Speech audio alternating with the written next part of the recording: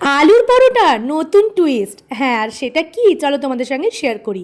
আজকে সকালবেলায় দেখলাম আমার রাত্রিবেলা একটা বাসি রুটি আছে, আর রাত্রিরে আলুর দম করেছিলাম, সেই আলুগুলো থেকে গেছে। আমি অমনি একটা রুটি নিয়ে তার উপরে দুটো বড় আলুকে ভালো করে চটকে চটকে মাখিয়ে একটু টমেটো সস দিয়ে নিলাম। আর এর সঙ্গে দিয়েছিলাম একটু পেঁয়াজ কুচি।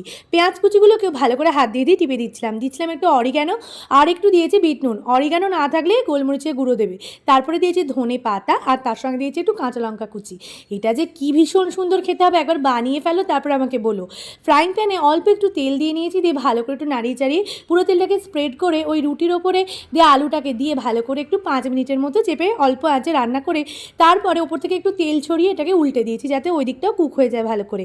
তারপরে আবার একটু চেপে চেপে দিয়েছি স্ম্যাশার দিয়ে, যাতে কোনো রকমের আলুর লাম্পস না থাকে, সবটাই এই পরোটাটার সঙ্গে মিশে যায়। ব্যাস, আমার এই আলুর পরোটা রেডি। মাত্র 10 মিনিটে হয়ে গেছে। আর এটা যে খেতে কি ভীষণ সুন্দর। এটা নর্মাল আলুর পরোটার থেকে অনেকটাই আলাদা। জানো তো, আমাদের এখানে ওপেন দোসা বলে এক রকমের দোসা বিক্রি হয়, সেখানে ওই আলুটা দোসার উপরে ঠিক এইভাবে দেয়।